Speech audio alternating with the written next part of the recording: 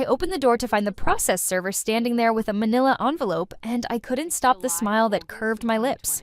"Caroline Chen?" he asked. "That's me." He handed me the envelope, got my signature, and left. I stood in the doorway of my modest apartment, holding the document I'd been waiting 6 months for, and felt the first real rush of satisfaction I'd experienced since waking up on my 25th birthday for the second time. Inside was a summons, a lawsuit, the first of many, but this time, I was ready. This time, I was the registered agent. In my first life, I died at 32. My stepsister Veronica pushed me down the stairs of the family company's headquarters after I discovered she'd been embezzling millions.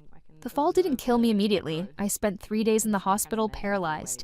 While she sat by my bedside and whispered all the ways she'd destroyed me. She'd stolen my designs and passed them off as her own. She'd poisoned my father against me, making him believe I was unstable, jealous, incompetent. She'd systematically dismantled every relationship I had, every achievement, every shred of credibility. And when I finally found the evidence of her crimes, she made sure I'd never be able to tell anyone. "You were always so stupid, Caroline," she'd said, stroking my hair while I lay there unable to move or speak. "Did you really think Father would ever choose you over me? You were just the consolation prize after Mom died. I'm the real daughter. I'm the heir." Then she'd adjusted my IV, and I'd slipped away. When I woke up on my 25th birthday, 7 years in the past, I spent the first hour vomiting and the next 24 planning. I knew everything that was coming, every deal Veronica would make, every person she'd manipulate, every crime she'd commit. I knew which suppliers she'd defraud, which clients she'd bribe, which environmental regulations she'd violate to cut costs. I knew it all because in my first life, I'd been the one to uncover it. Too late to matter, too late to save myself. But I also knew something else. Veronica's greatest strength was her ability to insulate herself. She never put her name on anything dirty. She always used shell companies, intermediaries, proxies. In my first life, even with all my evidence, the lawyer said it would be nearly impossible to prove she was behind it all. Unless someone had legal access to all the documents. Oh, someone who would receive every lawsuit, every subpoena, every legal notice sent to her companies. Someone who could control the flow of information, delay responses, accidentally ensure damaging documents were preserved instead of destroyed. Someone like a registered agent. I spent the first year of my second life preparing. I didn't confront Veronica. I didn't warn my father. I played the same role I'd played before, the quiet, competent daughter who worked hard and never caused trouble. But this time, I was building something. I got my paralegal certification. I started a small registered agent service, the kind that provides statutory agents for businesses in multiple states. It was legitimate, professional, affordable. And when Veronica started setting up her first shell company at 26, right on schedule, I made sure my service looked like the perfect solution. "Caroline, I didn't know you were doing this," she'd said when I mentioned it at a family dinner, her voice dripping with fake sweetness. "How entrepreneurial." "Just trying to build something of my own," I'd replied, meeting her eyes. "I thought maybe I could help you, actually. I know you've been talking about expanding Chen Industries into new ventures. If you need registered agent services, I offer a family discount." She'd laughed, that tinkling sound that made me want to scream. "That's actually perfect. I was just looking into setting up a subsidiary. Having you handle it would keep things in the family." She thought she was doing me a favor, throwing me scraps while she built her empire of fraud. She had no idea she just handed me the keys to her destruction. That first lawsuit in my hands was from a supplier in Nevada, Apex Materials. I knew this case intimately.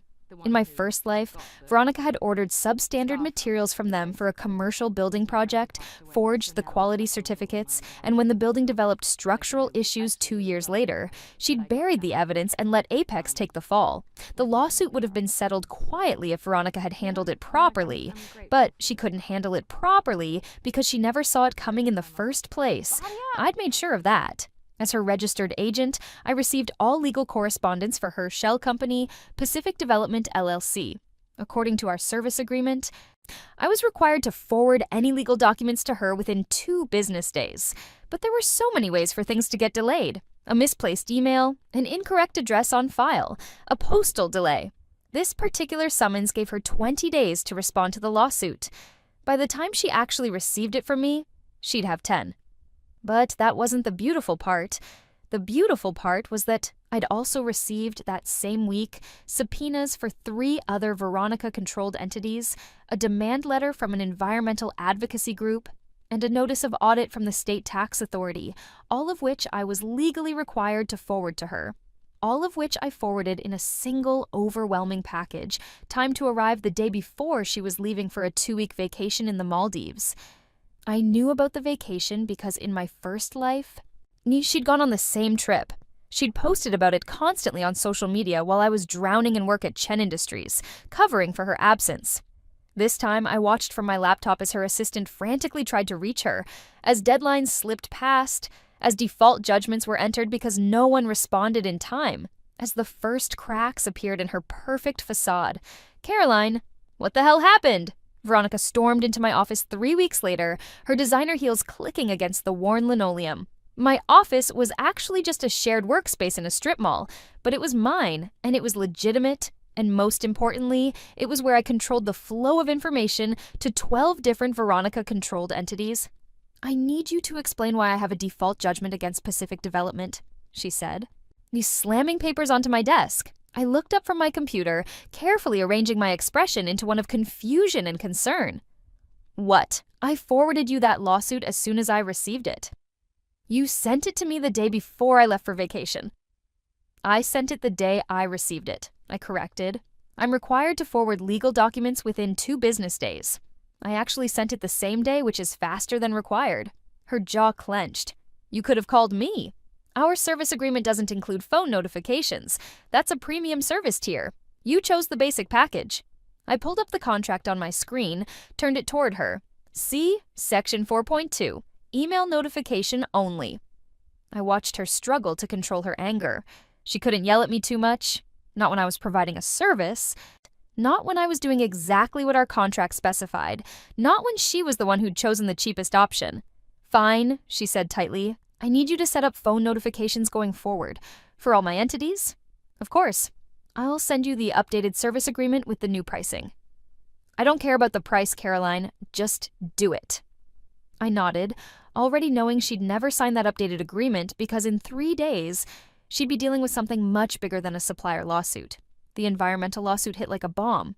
In my first life, Veronica's company had illegally dumped chemical waste from a manufacturing project into a protected wetland. She'd bribed the inspector and buried the evidence. The truth didn't come out until 6 years later, long after the statute of limitations for criminal charges had passed. This time, I'd made sure the evidence came out immediately. As registered agent, I'd received the environmental impact reports that Veronica's project manager had filed, the real ones, not the doctored versions she'd submitted to the state. I'd also received the internal emails discussing the illegal dumping, and when the environmental advocacy group sent their initial demand letter. I'd carefully preserved everything. Then I'd sent an anonymous package to their lawyers.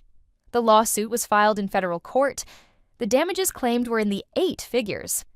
And because it was a federal case, it came with significantly more scrutiny, significantly more discovery requirements, and significantly less room for Veronica to maneuver. I received the summons on a Tuesday morning.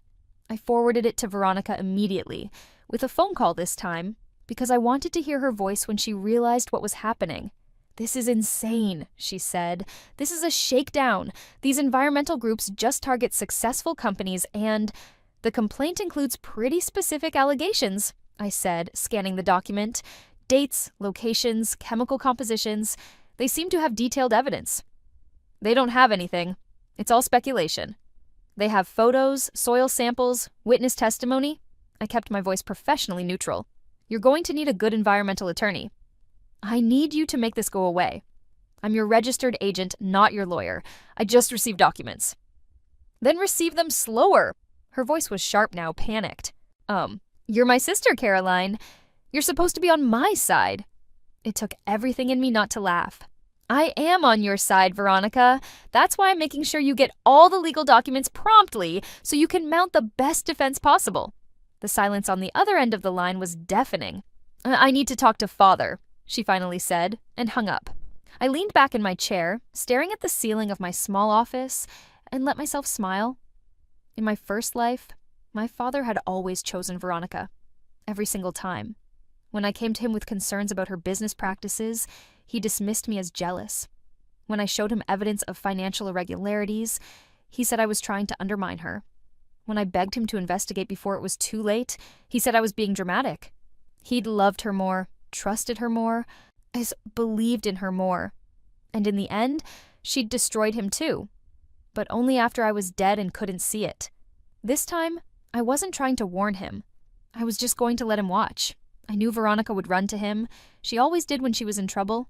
And I knew exactly what she'd say, that this lawsuit was frivolous, that she was being targeted unfairly, that she needed Chen Industries' resources to fight it. And my father, James Chen, self-made millionaire and eternal optimist, would believe her. He'd put up the money for her defense. He'd use Chen Industries' legal team to help her. He'd stand by his daughter, his favorite daughter. What he wouldn't know, what Veronica didn't even know yet, was that the environmental lawsuit was just the beginning. 2 weeks later, I received a subpoena for another of Veronica's entities, Sunrise Investment Group. This was the shell company she used for her real estate fraud scheme, where she'd been buying properties, falsifying inspection reports, and flipping them to unsuspecting buyers. In my first life, one of those properties had been sold to a young family. The house had foundation problems that Veronica had concealed. When the family discovered the damage and tried to sue, Veronica had used every legal delay tactic in the book, dragging the case out for years until they ran out of money for attorneys and settled for pennies. The mother had written me a letter before I died. She'd somehow found out I was trying to expose Veronica's crimes. She'd told me about her family's nightmare, the house that was literally crumbling around them, the savings they'd lost, the stress that had contributed to her husband's heart attack. "I hope you succeed," she'd written. "Someone has to stop her." I hadn't succeeded, but I'd never forgotten that letter. This time, when the family's lawsuit was filed, I made sure Veronica received every single document on time. And then I made sure they received something extra. An anonymous package containing every falsified inspection report, every email where Veronica had ordered the concealment of defects, every piece of evidence that would turn their civil case into potential criminal fraud charges. The family's attorney was good. Better than I expected. Within a month, they'd amended their complaint to include fraud, misrepresentation, and racketeering claims under RICO. That last one was the key. RICO, the Racketeer Influenced and Corrupt Organizations Act, allowed for treble damages and could pierce corporate veils. If they proved a pattern of fraud across multiple properties, they could go after Veronica's personal assets. I forwarded Veronica the amended complaint on a Friday evening. She called me within an hour, her voice shaking. "Caroline, did you see this?" "Yes, it looks serious." "They're claiming I'm running a criminal enterprise. The allegations do appear to establish a pattern of fraudulent conduct across multiple transactions," I said, reading from the complaint. "Have you talked to your attorney?" "My attorney says this could expose me to criminal prosecution." "That does seem possible based on the evidence they're citing." "What evidence? How do they have all this?" I paused, letting the question hang in the air. "I don't know, Veronica. But as your registered agent, I have to tell you, they've also subpoenaed all corporate records for Sunrise Investment Group. I'll need to compile everything and produce it within 30 days. "No, you can't give them anything." "I'm legally required to comply with the subpoena. If I don't, I could be held in contempt." "Then fight it. Get it quashed." "I'm not the party to the lawsuit, Veronica. I can't fight the subpoena. You'd need to file a motion to quash, but given that you're the defendant and these are corporate records of the entity being sued, I don't think a court would grant it." Another long silence. Then, "I need to call Father." She hung up before I could respond. I pulled up my spreadsheet, the one where I was tracking all the lawsuits, all the deadlines, all the cascading consequences. The environmental case was in discovery. The Apex Materials case was heading toward trial. The RICO case would take months to develop, but it was already generating negative press. And I had 6 more lawsuits ready to drop. The thing about being a registered agent is that you become intimately familiar with someone's business operations. Every contract, every formation document, every annual report flows through you. You see the structure of their empire, all the little entities they've created to compartmentalize their activities and limit their liability. You see the weaknesses. Veronica had built her network of shell companies like a fortress, with walls and moats and layers of protection, but she'd made one critical mistake. She'd used the same registered agent for all of them, me, which meant I saw everything. The money flowing between entities, the contracts that contradicted each other, the tax filings that didn't match the corporate documents, the operating agreements that violated state law. In my first life, I'd uncovered pieces of this puzzle. Now I had the whole picture, and I was using it to orchestrate her destruction with surgical precision. The next lawsuit I triggered was the one I'd been most looking forward to, the investor fraud case. Veronica had raised money for a development project through one of her entities, Pinnacle Holdings LLC, promising investors a 15% annual return. She'd shown them projections, financial statements, beautiful architectural renderings.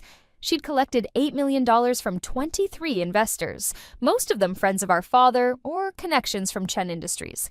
And then she'd used the money to fund her other ventures, paying early investors with new investor money in a classic Ponzi scheme.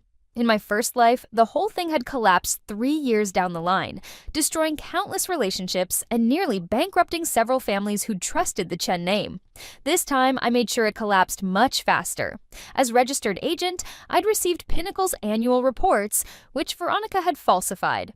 I'd also received notices of several investors asking for updates, which she'd been dodging. And I'd received a particularly aggressive demand letter from one investor, Marcus Reeves, a former business partner of our father's, threatening legal action if he didn't receive his quarterly distribution. I responded to Marcus's letter with pristine professionalism, forwarding his inquiry to Veronica and copying him on the email per his request. I also happened to attach, in what appeared to be a clerical error, Pinnacle's internal financial statements, the real ones, showing that the company had virtually no assets and was operating at a massive loss. Marcus's lawsuit was filed within a week. Within 2 weeks, all 23 investors had joined as co-plaintiffs. The complaint was devastating. It laid out the entire scheme with brutal clarity, complete with financial records that could have only come from inside the company. It named not just Pinnacle Holdings, but Veronica personally, alleging she'd made material misrepresentations while soliciting investments. It also named our father. That was the part I felt guilty about. James Chen wasn't a defendant, but he was mentioned repeatedly in the complaint as someone who'd introduced investors to his daughter's company, who'd vouched for her credibility, who'd lent his reputation to her fraud. I knew it would devastate him. But I also knew that in my first life, Veronica's crimes had destroyed him anyway. Destroyed his company, his reputation, everything he'd built. This time, at least, he might learn the truth while there was still time to salvage something. And maybe, just maybe, he'd finally see who his daughters really were. "Caroline, I need to talk to you. In person." My father's voice on the phone was tired in a way I'd never heard before. He was 63, still vigorous and sharp, but he sounded ancient. "Of course, Dad. When?" "Now. Can you come to the house?" I looked at the clock. It was 9 p.m. "No, I'll be there in 30 minutes. The Chen family home was a sprawling estate in the hills, the kind of place my father had bought to prove he'd made it. My mother had died when I was 8, and he'd married Veronica's mother 2 years later. She'd died of cancer when Veronica and I were both teenagers, leaving us as stepsisters who'd never quite figured out how to be sisters. Or rather, leaving me as the stepsister who'd never been good enough to compete with the real daughter. I pulled up the circular driveway and saw my father waiting on the front steps. He looked smaller than I remembered, his shoulders hunched under his cardigan. "Dad," I said, getting out of the car. "What's wrong?" He gestured for me to follow him inside. We went to his study, the room where he'd built his fortune through late nights and careful planning. The walls were lined with photos of his achievements, groundbreakings, ribbon cuttings, awards. There were photos of Veronica too. Veronica graduating, Veronica at company events, Veronica smiling. There were fewer photos of me.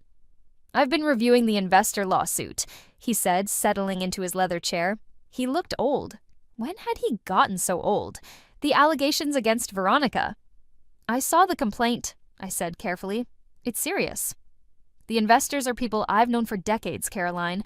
Marcus Reeves is one of my oldest friends. I'm the one who introduced him to Veronica's project. I know. They trusted me. They invested because I vouched for her." I stayed silent, watching him struggle with the realization that was slowly dawning. The financial records in the complaint, he continued.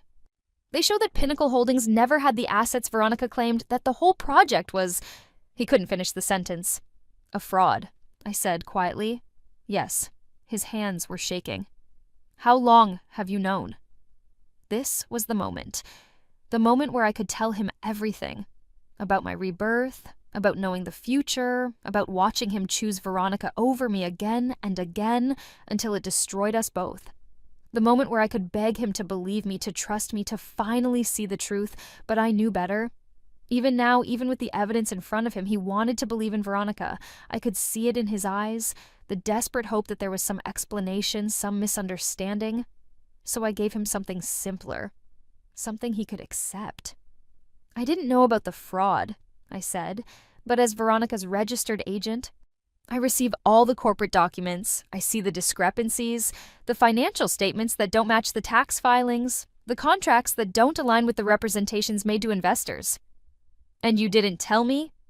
Would you have believed me, Dad? The question hung in the air between us.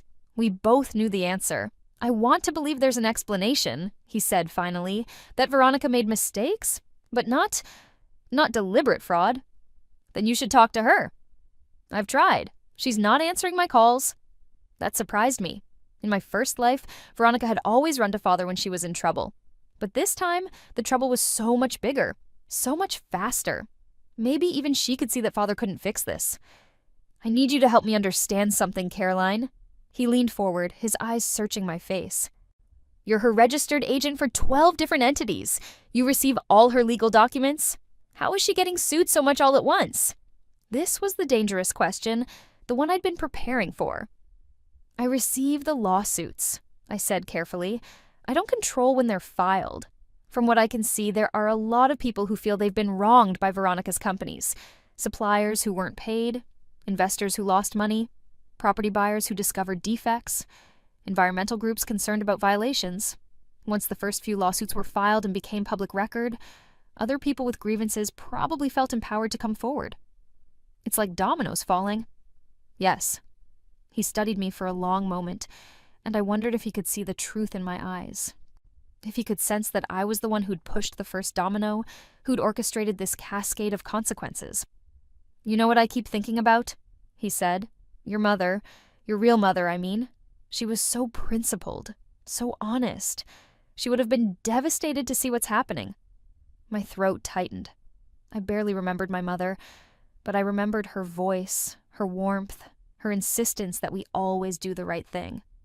She would have wanted the truth to come out, I said, no matter how painful. He nodded slowly. Maybe you're right. He stood, walked to the window overlooking the garden my mother had planted. I'm going to have to step back from Veronica's legal defense. The investors are my friends. If I help her fight them, I'll lose every relationship I have in this city. I understand. But she's still my daughter. Caroline, I can't just abandon her. There it was. The same choice, the same loyalty, the same favoritism. Even now. I know, Dad. He turned to face me. You've been helping her, though, managing her registered agent services, making sure she gets all the legal documents. That's more than I could have asked. I almost laughed. He thought I was helping her. He had no idea that every document I faithfully forwarded, every deadline I meticulously tracked, every piece of evidence I carefully preserved was another nail in her coffin. I'm just doing my job, I said. The lawsuits kept coming. A former employee sued for wrongful termination after being fired for refusing to falsify safety reports. A contractor sued for breach of contract after Veronica refused to pay for completed work. A neighboring property owner sued for nuisance after one of Veronica's developments contaminated their well water. Each lawsuit was legitimate. Each one represented real harm Veronica had caused. And each one landed on my doorstep first, giving me the power to control the timing, the narrative, the evidence trail. I was meticulous. I never broke the law, never violated my duties as registered agent, never did anything that could be challenged in court. I simply did exactly what I was supposed to do, receive legal documents and forward them to my client, with the kind of precision and reliability that ensured nothing slipped through the cracks. In my first life, Veronica had survived through chaos and obfuscation. Documents got lost. Deadlines were missed through strategic incompetence. Evidence disappeared. She'd weaponized disorder, making it impossible to pin her down. This time, everything was perfectly organized. Every lawsuit tracked, every deadline noted, every piece of evidence preserved and produced. I was killing her with competence. 3 months into the legal avalanche, Veronica finally came to my office again. She looked terrible. Dark circles under her eyes, her designer clothes hanging a little looser, her perfect makeup unable to conceal the stress. "I need to fire you," she said without preamble. I'd been expecting this. "Okay, let me pull up the termination procedures for each entity." She blinked, apparently surprised by how easily I was agreeing. "That's it? You're not going to fight me?"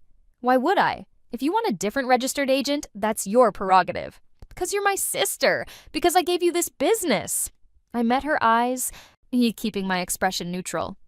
"You hired me for a service, Veronica. I've provided that service exactly as contracted. If you're unhappy with the arrangement, you're free to terminate it." Unhappy? I have 17 active lawsuits. 17? All of them came through you. They came through me because I'm your registered agent. That's literally what a registered agent does. Receives legal documents. You're supposed to protect me? I'm supposed to receive service of process on your behalf, which I've done. If you wanted someone to protect you from lawsuits, you should have hired a lawyer, not a registered agent. Her hands clenched into fists. You've been sabotaging me. Somehow you've been sabotaging me. That's a serious accusation. Do you have any evidence? How else would all these people suddenly decide to sue me at the same time? Maybe because you defrauded them? The words came out before I could stop them, sharper than I'd intended. Veronica went very still. "What did you say?" I stood, gathering the termination paperwork I'd already prepared, knowing this moment was coming. "I said maybe people are suing you because you actually did the things they're accusing you of. Environmental violations, investor fraud, property defects, employee retaliation. These aren't random lawsuits, Veronica. They're the consequences of your actions." "You self-righteous bitch." Her voice was low, venomous. "You've always been jealous of me, always trying to undermine me, make father doubt me. And now you're using this registered agent position to destroy me." "I'm not destroying you," I said quietly. "You destroyed yourself. I'm just making sure the evidence is preserved." She lunged across the desk, grabbing my laptop. "What's on here? What evidence have you been collecting?" I didn't try to stop her. I'd been careful. Everything on my computer was legitimate business records, properly maintained files. Nothing that could be construed as improper. My real planning, my real knowledge from my first life, existed only in my head. "Go ahead," I said. "Look through it. You'll find client files properly organized and maintained according to legal requirements. Exactly what a registered agent is supposed to keep." She stared at the screen, scrolling frantically through folders, finding nothing incriminating. Finally, she shoved the laptop back across the desk. "I'm terminating your services effective immediately for all entities." "You can't do that." "What? Termination requires 14 days' notice according to our service agreement. And you need to designate a new registered agent before you can remove me. Most states require an entity to have a registered agent at all times." Her face went red. "Fine. 14 days, then you're out." "I'll need written termination notices for each entity, signed by the authorized representatives. I'll send them today." "Great. In the meantime, you should know that 3 new lawsuits arrived this morning." I held out the envelopes I'd been planning to mail her. You'll need to coordinate with your new registered agent about forwarding procedures for any documents that arrived during the transition period." She snatched the envelopes from my hand and stormed out. I sat back down, pulled up my spreadsheet, and marked the date. 14 days until I was officially out as her registered agent. 14 days to make sure every remaining piece of evidence was exactly where it needed to be. The termination of our registered agent relationship was almost anticlimactic. Veronica hired a large corporate service company, the kind with offices in every state and automated systems. Professional, impersonal, efficient. Exactly the kind of service that wouldn't notice the patterns I'd noticed, that wouldn't connect the dots between entities, that would simply process documents without seeing the larger picture. But by then it didn't matter. The lawsuits were filed, the evidence was preserved, the dominoes were falling. My role was finished. Or so I thought. 6 months after I stopped being Veronica's registered agent, I got a call from a number I didn't recognize. Miss Chen, this is Detective Sarah Morrison with the District Attorney's White Collar Crime Division. My heart started racing. Yes? We're investigating allegations of fraud related to several business entities, and your name has come up as the former registered agent. We'd like to ask you some questions. Of course. Should I bring an attorney? That's your right, though you're not a target of the investigation. We're just gathering information about the corporate structures and document handling. We met at a coffee shop near the courthouse. The Detective Morrison was in her 40s. Sharp-eyed with a thick folder of documents, she ordered a black coffee and got right to business. You were the registered agent for 12 different entities controlled by Veronica Chen. Is that correct? Yes. For how long? Approximately 18 months. And during that time, you received all legal documents on behalf of those entities? That's correct. She pulled out a timeline. What's interesting is that before you became the registered agent, these entities had very few legal issues. During the 18 months you served as agent, they were hit with more than 20 lawsuits, and after you left, the lawsuits slowed down again. I kept my expression neutral, my voice steady. The timing does seem coincidental. Does it? She leaned forward. Or did you have something to do with it? I don't control when people file lawsuits, Detective. I just receive them. But you received them very efficiently. Every single lawsuit was forwarded to Miss Chen with perfect documentation. Every subpoena was complied with fully. Every deadline was tracked and noted. It's actually the most comprehensive record-keeping we've seen in a case like this. I take my professional responsibilities seriously. I'm sure you do. She pulled out another document. We've also noticed that several of the lawsuits were filed by plaintiffs who received anonymous packages of evidence that could have only come from inside the companies. My pulse quickened, but I kept my voice calm. I'm not aware of any anonymous packages. Of course not, she smiled slightly. But hypothetically, if someone who had access to corporate records wanted to ensure that wrongdoing was exposed, sending evidence to potential plaintiffs would be one way to do it. Hypothetically, that person would be violating their fiduciary duties and could face legal liability. Unless the evidence showed criminal activity, then they might be protected as a whistleblower. We looked at each other across the table. I could see her making calculations, trying to figure out if I was a source she could cultivate or a target she needed to investigate. Why are you really here, Detective? She closed her folder. We're building a criminal case against Veronica Chen. Fraud, racketeering, environmental crimes. The civil lawsuits created a roadmap for our investigation, but we need more than civil evidence. We need someone who understands the corporate structure, who can explain how the shell companies were used to conceal criminal activity. And you think I can help with that? I think you saw everything. I think you know exactly how she operated. She paused. I also think you had a reason to want her exposed. The question is whether you'll help us officially, or whether we'll have to subpoena you and risk you taking the fifth. I thought about my first life, about dying in that hospital bed, while Veronica whispered her confession, about all the people she'd hurt, all the crimes she'd gotten away with, about my father's broken trust, and the investors who'd lost their savings and the family living in a crumbling house. If I were to cooperate, I said slowly, I'd want immunity for anything I might have done as registered agent. You'd have to be specific about what you need immunity for. Hypothetically, if I had shared confidential corporate documents with potential plaintiffs, or if I had delayed forwarding legal documents in a way that might have disadvantaged my client, or if I had used my position to gather evidence of criminal activity, hypothetically, I'd want protection for those actions. Detective Morrison pulled out a business card, wrote a name and number on the back. Talk to this attorney. She handles whistleblower cases. If you have information about criminal activity, she can work with the DA's office to get you immunity. I took the card. And if I don't cooperate, then we'll investigate you too, because something doesn't add up, Miss Chen. You're either the most diligent registered agent in history, or you're something else entirely. She stood, leaving money on the table for her coffee. Think about it. We're preparing to arrest Veronica next month. The case would be a lot stronger with your testimony. After she left, I sat there for a long time, looking at the business card. I'd planned for the civil lawsuits, I'd anticipated the financial destruction, the reputation damage, the systematic dismantling of Veronica's empire, but I hadn't expected the criminal investigation to move this fast. Maybe I should have. In my first life, Veronica's crimes had eventually caught up with her years too late, after she'd destroyed countless lives.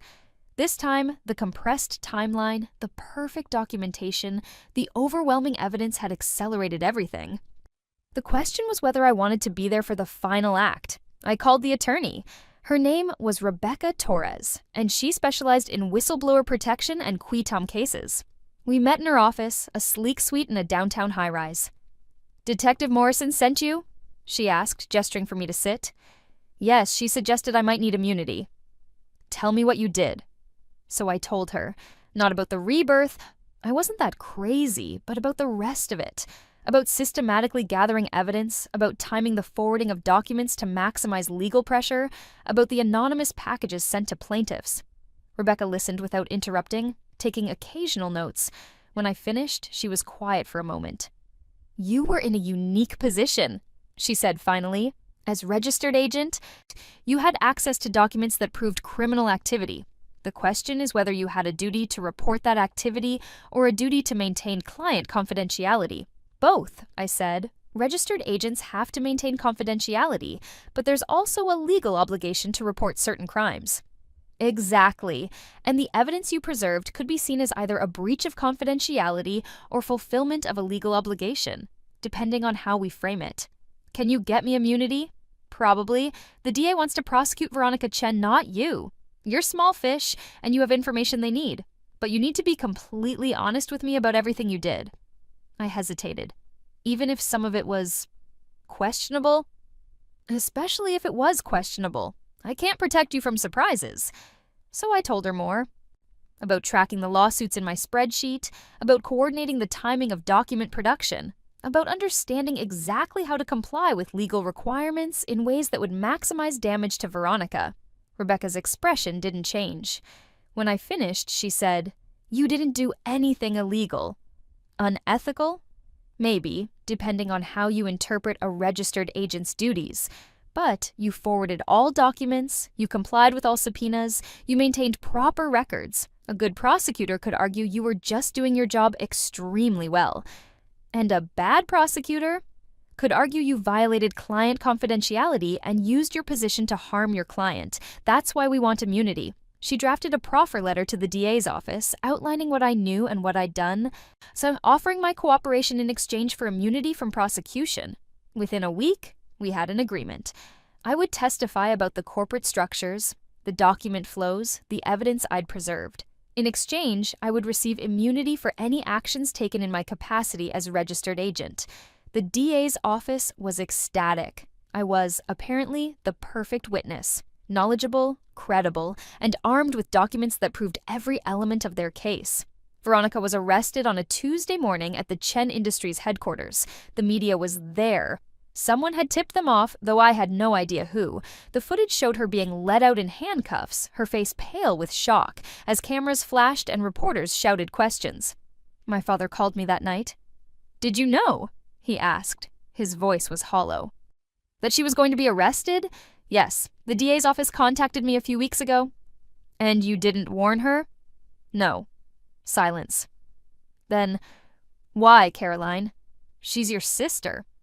"She killed me, Dad." The words came out before I could stop them, raw and honest. "What?" I closed my eyes, realizing what I'd said. In my first life, I died trying to expose her crimes. She pushed me down the stairs at the office. I spent 3 days paralyzed in the hospital while she sat by my bed and confessed everything she'd done to destroy me. Then she killed me. More silence. Then, carefully, "Caroline, that doesn't make any sense. You're alive." I was reborn. I woke up on my 25th birthday, 7 years in the past, with all my memories intact, and I decided that this time, I wouldn't confront her. I'd just make sure the truth came out. I could hear him breathing on the other end of the line, processing what I'd said. "You're telling me you remember a life that hasn't happened? A life that won't happen now, because this time, Veronica won't get away with it. Caroline, have you been under a lot of stress?" He thought I was delusional. Of course he did. I sounded insane. "I know how it sounds, Dad, but think about it. How else would I have known to position myself as her registered agent? How would I have known which companies to target, which lawsuits were coming, which evidence to preserve? I knew because I'd seen it all before. Or you could have just been very thorough in investigating her business practices. I could have, but I wasn't. I just remembered. Another long pause. Even if what you're saying is true, and I'm not saying I believe it, why didn't you tell me? Why didn't you warn me before it got this bad? Would you have believed me? The question hung between us again. The same question I'd asked months ago. This time, though, it had a different weight. I don't know, he said finally. Maybe not. I wanted to believe in Veronica. I wanted to believe she was the daughter I raised to be honest and hardworking and successful. She was also your daughter, just like I am. I know, and I failed you, didn't I? In that other life and in this one. My throat tightened. I'm not looking for an apology, Dad. I just wanted the truth to come out. It's out now. She's been arrested for fraud, racketeering, environmental crimes. The DA says she's looking at 10 to 15 years minimum. I know. And you're going to testify against her? Yes. Caroline, he sighed, and I could hear the exhaustion in his voice. I don't know if I believe this rebirth story, but I believe that you've been carrying something heavy for a long time, and I'm sorry I didn't see it. Thank you. Will you come to the trial? Even if you're testifying, I mean. Will you be there? Why? Because I want you there. Because you're my daughter, and I should have told you that more often? I wiped my eyes, surprised by the tears. Okay, Dad, I'll be there. The trial was a media sensation. The DA had built an ironclad case with documents and testimony that laid out every element of Veronica's criminal enterprise. Former employees testified about being ordered to falsify reports. Investors testified about being defrauded. Environmental experts testified about the damage her companies had caused. And I testified about the corporate structure, the shell companies, the way Veronica had designed her business empire to insulate herself from liability. When I took the stand, Veronica stared at me with pure hatred. Her attorney tried to paint me as a jealous stepsister who'd sabotaged her client, but the evidence was overwhelming. The documents didn't lie. On the day I testified, I wore a simple navy suit and spoke clearly and calmly. I explained how registered agents work, how I'd maintained proper records, how I'd complied with all legal obligations. I never mentioned the rebirth, never hinted at my prior knowledge. I just presented the facts. The defense attorney cross-examined me for 3 hours. Trying to find inconsistencies, trying to prove I'd acted improperly, but I'd been so careful, so meticulous, that there was nothing to find. Isn't it true, Miss Chen, that you benefited financially from the lawsuits against your client? No. I was paid a flat fee for registered agent services, regardless of how much legal activity there was. But the lawsuits generated publicity for your business, didn't they? I suppose they did, though I'd prefer to be known for quality service rather than high-profile clients. And isn't it true that you had a personal vendetta against Miss Chen? I looked at Veronica, sitting at the defense table in her expensive suit, still beautiful despite the strain, still the favored daughter, even in disgrace. I had a desire to see the truth come out, I said. Whether you call that a vendetta or a moral obligation is a matter of perspective. The trial lasted 6 weeks. The jury deliberated for less than a day, guilty on all counts. At sentencing, the judge gave Veronica 12 years in federal prison and ordered her to pay restitution to all the victims of her fraud. It was less than the maximum, but more than the minimum. Veronica showed no emotion as the sentence was read. My father sat in the gallery, looking like he'd aged a decade. When it was over, he found me in the hallway outside the courtroom. "She's going to appeal," he said. "They always do." "Will you be okay? After all this?" I thought about the question. Was I okay? I'd spent the last 2 years orchestrating my stepsister's destruction, becoming a witness in her criminal trial, watching her be sentenced to prison. I'd achieved everything I'd set out to do, but I'd also lost something. The version of me that had died in my first life, the naive Caroline who'd believed in family loyalty and justice, was truly gone. This version of me was harder, more calculating, more willing to use people's weaknesses against them. "I'm okay," I said. "I'm different, but I'm okay." He pulled me into a hug, something he hadn't done in years. "I'm proud of you, for having the courage to stand up for what's right, even when it was hard. I hugged him back, allowing myself this moment of connection. Thanks, Dad. What will you do now? Keep running the registered agent business? I shook my head. I think I'm done with that. I'm considering law school, actually. Really? I've learned a lot about the legal system over the past few years. I think I could be good at it. He smiled, and for the first time in months, it reached his eyes. Your mother would have liked that. She always said you were meant for something important. 3 years later, I was in my second year of law school when I got a letter from Veronica. It was short, written on prison stationery in her precise handwriting. Caroline, I know what you did. I've had a lot of time to think about it, to piece together how everything fell apart so perfectly, so completely. You were too careful, too prepared. You knew everything that was coming. I don't know how you knew. Maybe you investigated me for years before you set your trap.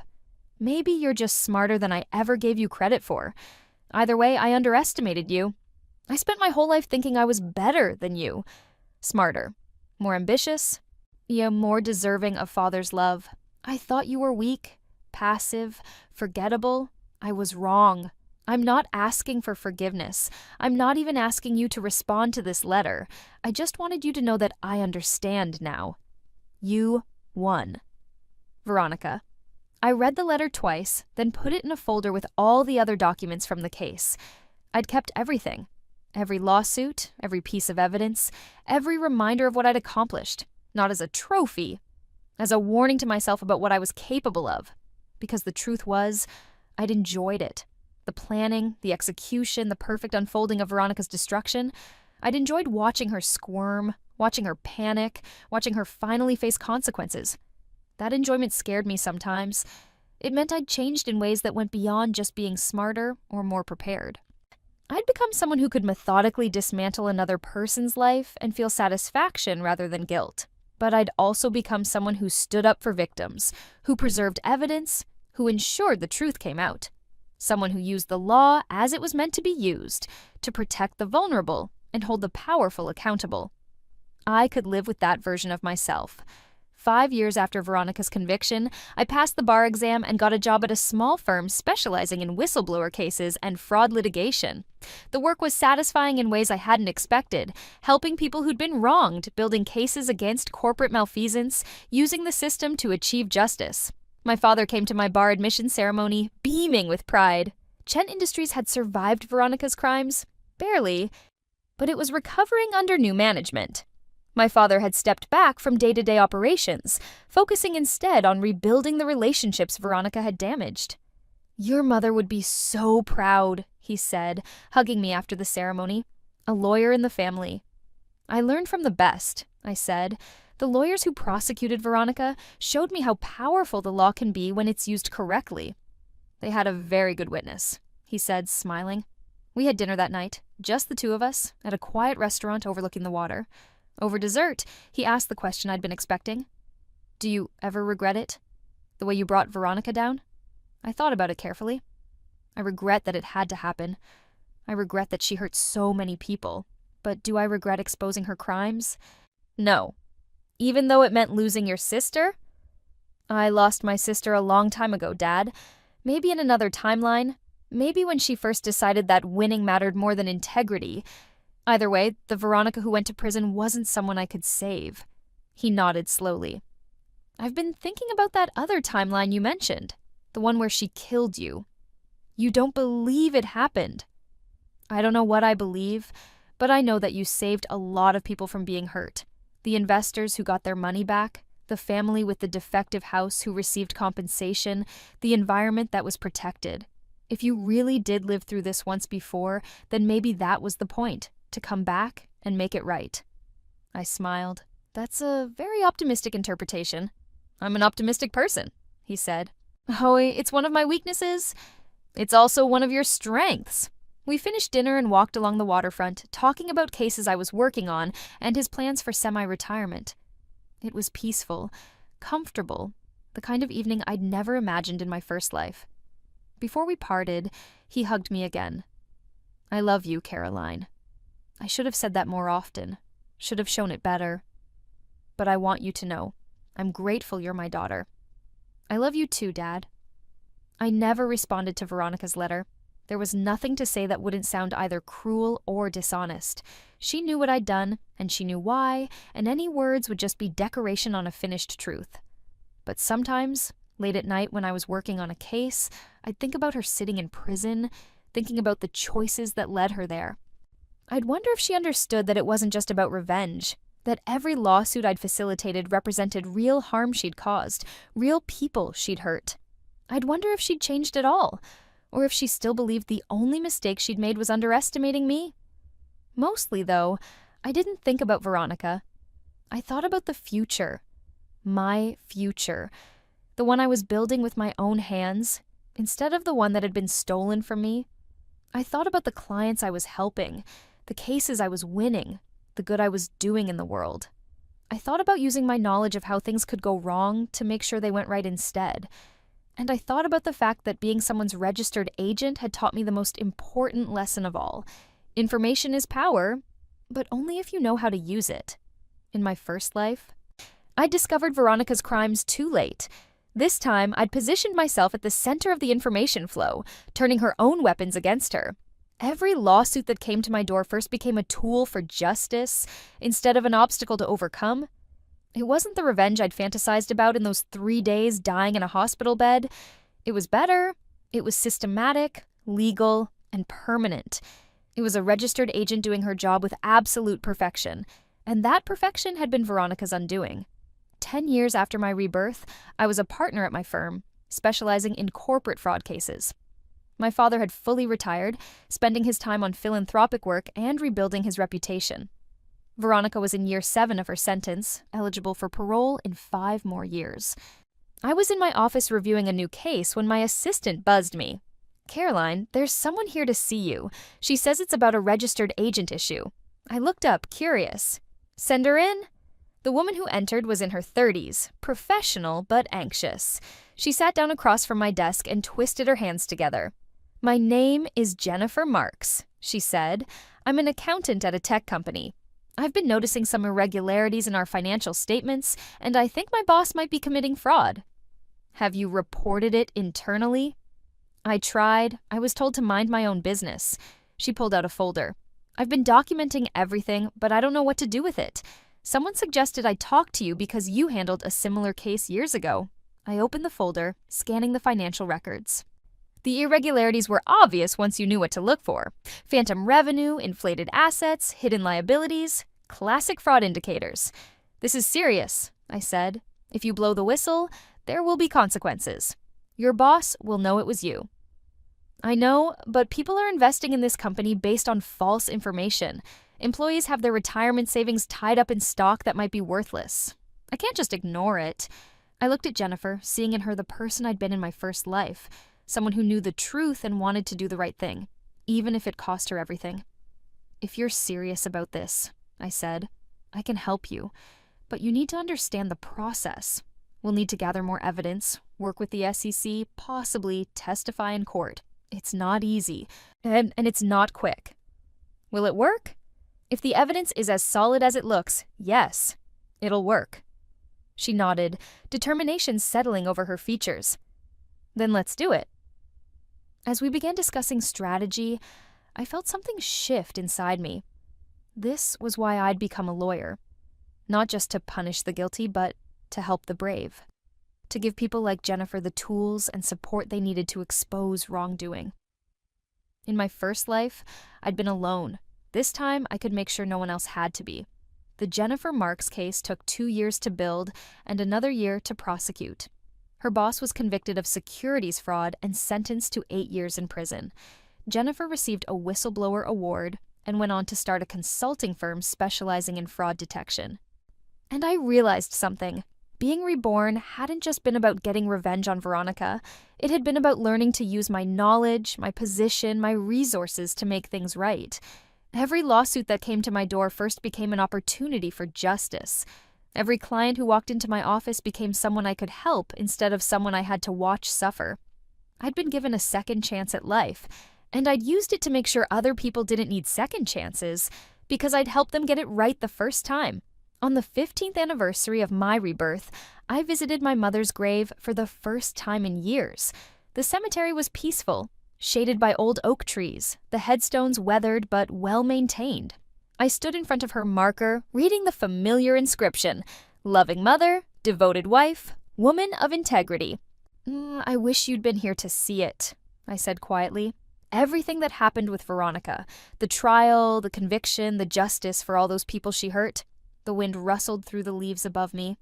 I became a lawyer, Mom. I help people expose corporate fraud, protect whistleblowers, hold powerful people accountable. I think you would have approved. I knelt down, tracing the letters of her name. I also became someone who could be ruthless when necessary, someone who could plan a person's destruction and execute it flawlessly. I don't know if you would have approved of that part. No answer, of course, just the quiet of the cemetery and my own thoughts. But I think maybe you would have understood. You always said the truth matters, no matter how painful. And sometimes making the truth come out requires more than just being honest. It requires being strategic. I stood, brushing off my knees. I miss you. I wish I could remember you better. But I carry your legacy forward the best way I know how. As I walked back to my car, I thought about the fact that in my first life, I died without ever visiting my mother's grave. I'd been too busy, too focused on work, too consumed by the daily grind of trying to compete with Veronica. This time, I'd made time. This time, I'd honored her memory by becoming someone she'd be proud of. This time, I'd won. Veronica was released on parole after serving 10 years. She was in her 40s now, her beauty faded by prison life, her confidence shattered by consequences. She'd lost everything, her companies, her freedom, her reputation, her father's trust. She moved to a small town across the state and got a job as a bookkeeper at a local business. She kept her head down, followed the terms of her parole, and slowly rebuilt a quiet life. I heard about it through mutual contacts, but made no effort to reach out. We had nothing to say to each other. The past was settled, the scores were balanced, and the future was mine to build. Sometimes I wondered what she thought about during those quiet days in her new life, whether she understood the irony of being the registered agent's target instead of the client, whether she'd learned anything from her downfall or just resented the fact that she'd been caught. But mostly, I didn't think about Veronica at all. I was too busy with my own cases, my own clients, my own mission to make sure that when lawsuits came to someone's door first, they led to justice instead of destruction. 20 years after my rebirth, I was one of the most respected fraud litigators in the state. I'd won hundreds of cases, helped dozens of whistleblowers, recovered millions for victims of corporate crime. My father, now in his 80s, liked to joke that I'd done more to restore the Chen family name than he ever had. "You took something broken and made it right," he said one evening over dinner. "That's the best legacy anyone could ask for." "I learned from the best," I said, squeezing his hand. "No," he said seriously. "You did this yourself. You had the courage to stand up when it was hard, the intelligence to plan when it was complex, and the integrity to do it the right way." "Well, mostly the right way," I admitted. He smiled. "Nobody's perfect, Caroline." "Yeah, but you're pretty damn close." I laughed, feeling lighter than I had in years. The weight of my rebirth, of my knowledge of what could have been, had gradually lifted as I built a life that was better than the one I'd lost. I'd started as the registered agent, the person who received lawsuits before anyone else. I'd ended as the attorney, the person who helped create those lawsuits in the first place. And somewhere in that journey, I'd found peace with who I'd become. Someone who'd been given a second chance and used it not just to destroy an enemy, but to build a better world. Every lawsuit that came to my door first now was an opportunity to make things right. And that, I decided, was the best revenge of all. I love a vocal D&B moment. It's my kryptonite. I was just going through playlists and artists, albums and stuff like that. Literally, just before stream, to add some more, because I lost a lot in the old Spotify yeetage. Bruschetta chicken thighs and garlic potatoes. Let's absolutely fucking go. Is your neighbor single? Yeah. Can your neighbor be my neighbor? I was running a D&D game. Meant to say clatters or skitters. Accidentally said clitters across the floor. Now I'm listening. Had my complete hysterectomy span 3 surgeries and 9 years.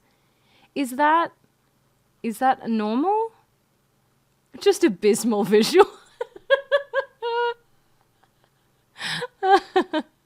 He's a widow and has 2 daughters. Why, when I said widow, did it sound like I was saying widowy? It's wrong. He's a widow. Oh, how old is he? Wait, he's a widow? Widower.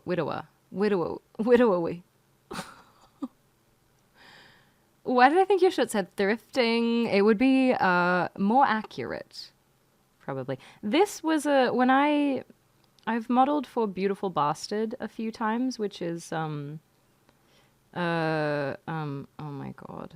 Oh, good job, Xanthi, good job.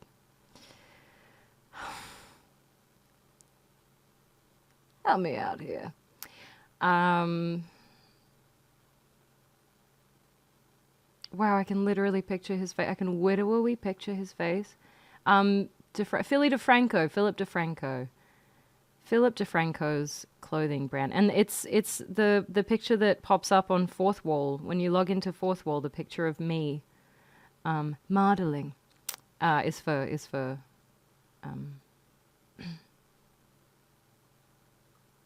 Beautiful Bastard. But I modeled this hoodie, and then they said at the end of the shoot, they were like, take whatever you want, anything you like. And I was like, just fucking look at this thing. It's like all fleecy on the inside. It's so fucking warm. It was kind of silly having a purpose-made new shirt to go thrifting. Yeah. That was just my mistake. Look, you could do it. Also, hi, Lego. My top scars are far more pronounced than my ultra pale white plus red. That's fine because I've always found them pretty and cool. I like scars. I think scars are kind of cool. I scar quite easily. Got my mum's shitty skin. Sweater's nice enough to move north where it's colder. Hi, Trop. Not even naked underneath, dear.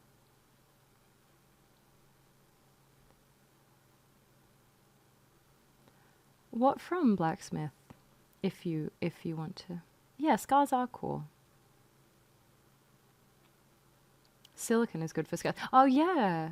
But scars the emotional ones, right? That you picked up art so quickly. Oh, it makes me hold out hope that I can maybe find my talent. Yes, Quirky. Absolutely. I was literally, truly, I was looking at where I started with what I was painting. And it really was just so cool to be like, oh shit, I've come so far just by doing it, you know? These were 2020.